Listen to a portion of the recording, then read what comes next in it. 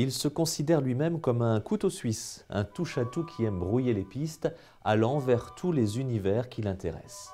Depuis 20 ans qu'il sévit en librairie, bien malin qui pourra dire sur quelle étagère ranger Nicolas Destiendorf. Et c'est tant mieux, car il nous surprend à chaque fois. Des nouvelles et des chroniques, des essais liés à la musique et à son amour pour l'opéra ou à son attachement à Paris, des clins d'œil à l'épicurisme ou des biographies, comme celle consacrée à Marthe Richard, il est sur tous les fronts, prêtant aussi sa plume à plusieurs titres en presse nationale ou en presse magazine. L'écriture romanesque n'est pas en reste. Depuis son premier titre, Fin de race, en 2002, on retrouve Nicolas Destiendorf aussi bien dans des romans d'anticipation, flirtant avec le fantastique, Othon ou l'Aurore immobile, Les derniers jours de Paris, que dans des romans liés à la grande histoire, Les fidélités successives et La gloire des maudits, ou encore des romans plus personnels et psychologiques, comme La dévoration.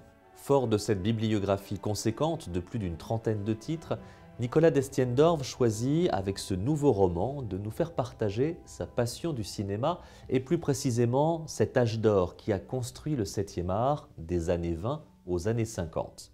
En nous racontant le destin de Max Stoppard, né Maurice Stoppard en 1899, le romancier nous entraîne dans une véritable quête initiatique. Car si Max Stoppard se révèle un incontournable du cinéma, ayant collaboré avec les grands noms de l'époque, rien ne subsiste de lui. Ni photos, ni films, ni lettres, rien. Et pourtant, quand vous en parlez dans l'univers fermé du cinéma, chacun le connaît de près ou de loin, sans jamais vouloir en dire plus. Alors qui est-il Max Stoppard et pourquoi son nom est-il oublié?